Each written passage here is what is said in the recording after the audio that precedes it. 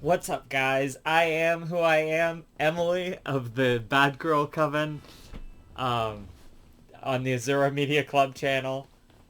And here we're talking about Nimona, which is a movie that came out last year. It was a Netflix movie, apparently. I don't have Netflix, but I found other ways to watch it. So um, I've heard good things, you know. I wanted to see it. I wanted to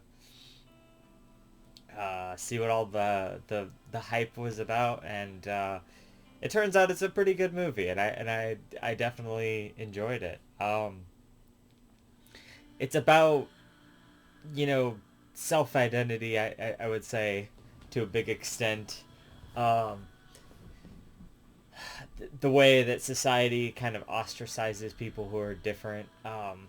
Obviously, that's kind of something I can relate to a lot. A lot of people can relate to that, you know? They see those people who are different as monsters, right?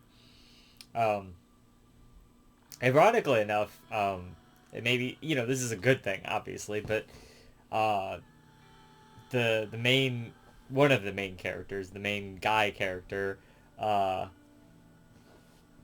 is in a homosexual relationship with the other main, like one, not main character, but another character who's like a character from the guard who's like opposing this guy the whole time. But before any of that happens, like they're just together and everything is fine, right? Nobody ostracizes them or anything. The only reason I bring that up is because like the whole Nimona being able to switch between stuff and like really being happy, being able to just kind of be whatever freely however she feels, be herself authentically, basically, is like this seen as this trans allegory. And you know it's just cool that in this world, I mean, eventually they kind of, spoilers by the way, eventually they kind of come to a conclusion of like, hey, she's fine, when she tries to sacrifice herself for the entire city. Not that she tries to sacrifice herself, but she goes actively against this giant weapon that's gonna potentially destroy half of the city. Um, so yeah, but the fact that there's such good representation right off the bat is great, and the fact that they're not ever like they find a way by the end. It all works out and it's great, and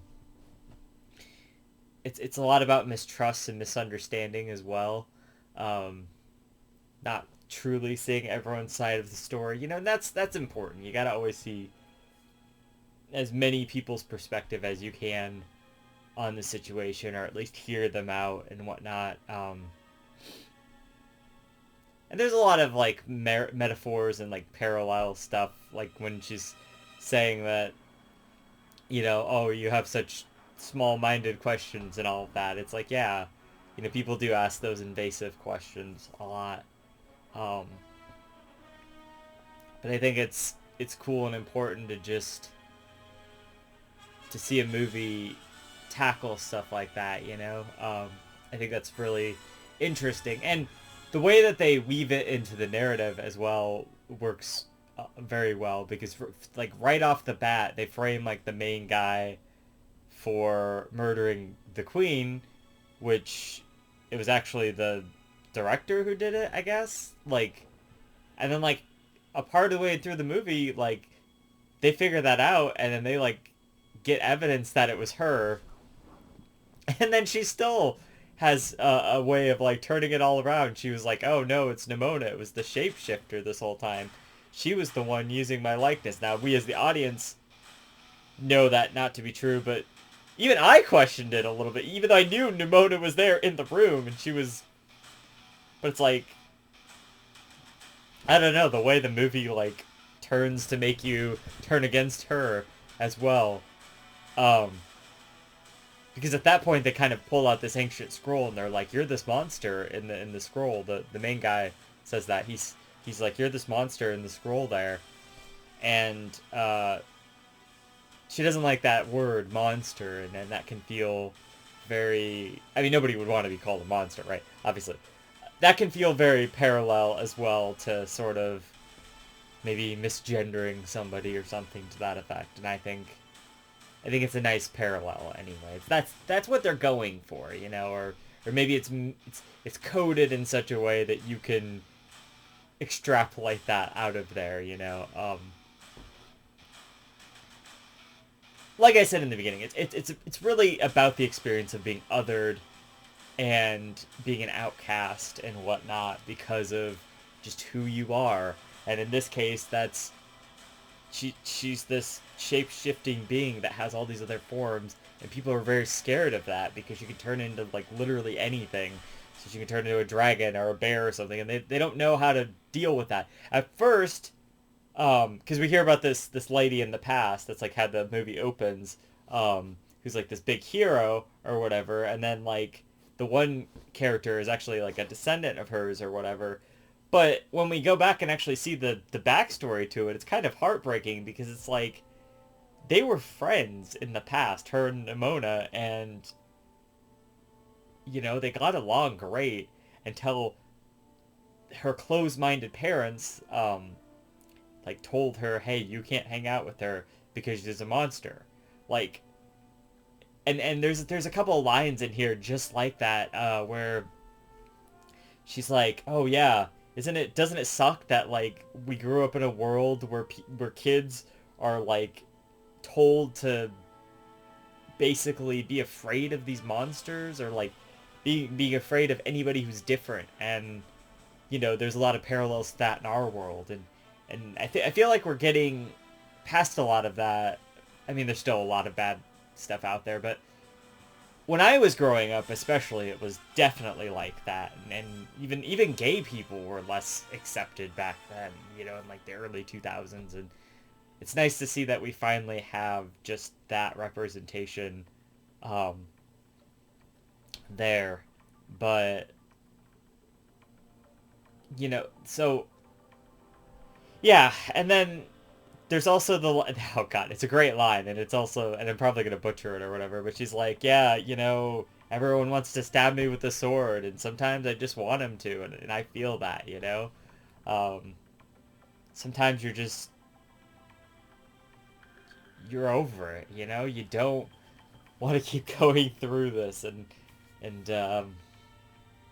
it's hard, and people say the wrong thing. I know, to correct them, but it's like, you can't just do it in every circumstance or scenario. It'll just drag out everything you're trying to do, and but I guess it's important to. Well, my point being, it's kind of like at some point you just kind of accept that and you let them stab you, or it can also be seen as the alternative, which is kind of how the movie portrays it as well. Is it's a commentary on how LGBTQ or just trans people in general can contemplate the unaliving and whatnot, of themselves, which is basically what she's going for when she like stabs herself into the sword there, as well as just being a parallel to what she said earlier, the line or whatever. It's that's kind of the intention of that action. Like, people see me as a monster, and I can't do anything about it. And that's another theme of the movie is we're the villains and we can't do anything about it, even though we were wrongly accused. And I think it's cool that they finally find a way to do something about it, and then they're seen as heroes by the end. And her sacrifice was noble, and everyone sees her in a whole different light, and they finally take down the director or whatever, and it's great, but it took a lot of work for society to get there, and that's what it's going to be for our world too, so I think a lot of the messaging and stuff there is really good, and we just follow a few great characters to follow, and they're so back and forth, and even the main character guy is kind of conflicted because like he was outcast, but then he's like hearing all this stuff and he sees the scroll and whatever, and he's like, oh, you're the monster, like, this can't be true, like everything I knew was kind of a lie. And then by the end, and especially he's the one who stops her from like stabbing herself into the statue or whatever, so Um, but you definitely feel it. It's hard, you know, for to it's not hard to watch it sometimes, but hard to experience. It's like, yeah, I get it. Like, and he's basically her only friend for a while there, you know, throughout most of the movie. So to see him nearly betray her is just so much worse, you know. And she says that whole line about, you know, um I just like switching between everything, and that's how I really feel myself or whatnot. It's like, yeah, I get that, you know. I mean, I personally, like, that's not personally my experience with the whole thing, but like, you know, transforming yourself into more of what you feel.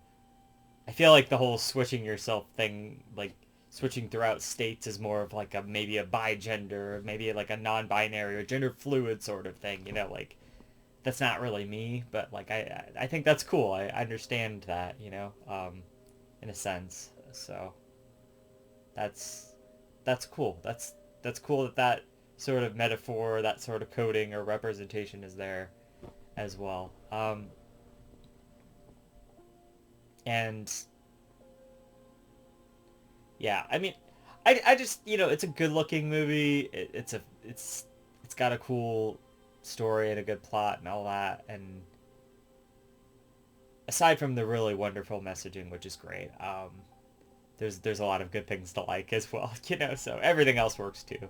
Um, the surprising like metric dance sequence right there in the middle was just out of left field, and of course they use Gold Gun Girls, of course, but you know, like, um, for some reason, it made me, because it made me think of Zombieland, because that's the only other time I've heard that like used in like a mainstream film, like metric, other than like Scott Pilgrim with the black sheep and all that. But like those are the two times I could think of it. It's funny because it was like nearly a callback to that, and then it's like they have this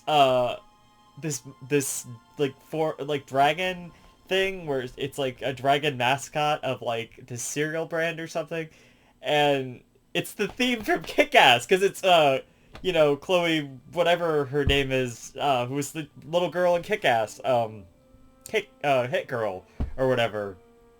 And that theme that's playing like when she first shows up and starts killing all the guys in the apartment, it's there. It's like la la la la la la la. It's like, what the fuck? They're using the music from Kick-Ass. And then there's like metric, and then there's like there was some other theme in there too that I'm like, wait a second, that's they use that fucking Careless Whisper or whatever, you know?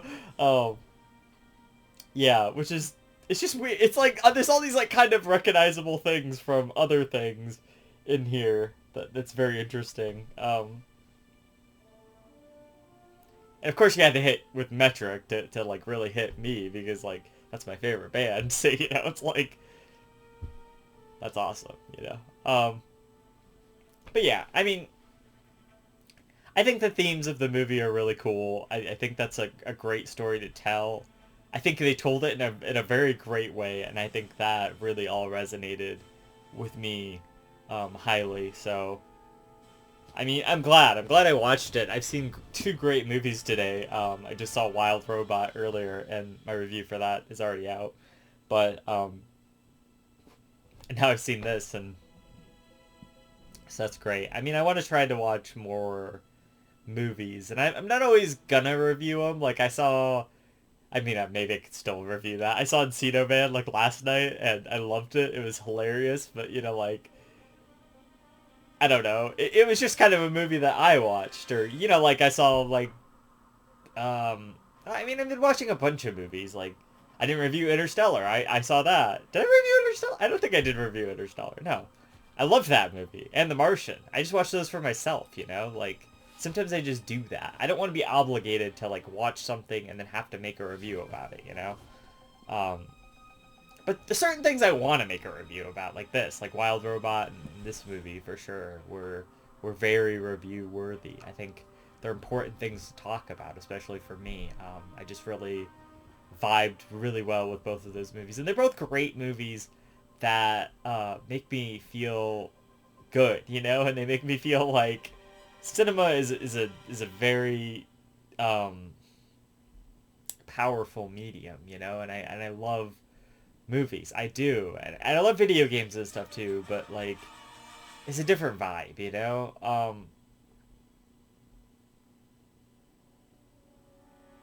I feel like because cinema is just like it's like a shorter experience, so you get all of it all at once, you know. Um, or like a TV show, it's kind of drug out throughout a whole show. Um, so yeah, there's that. But um, yeah, I really liked this movie, and I hope to see more movies like it and review more movies like it. Hopefully, at some point here. Um, yeah, it was really well done, and I liked it. I'm glad I saw it. So I'm gonna give it a 9.5 out of 10, and yeah, everything was great about it. The music, the visuals, the messaging, the characters, all of it was great. Loved it all. Um, so until next time, this is me, Emily, uh, from the Bad Girl Coven. Stick around and subscribe to join it, and yeah, never forget magic comes from the heart. And I'll see you guys in the next one. Emily out.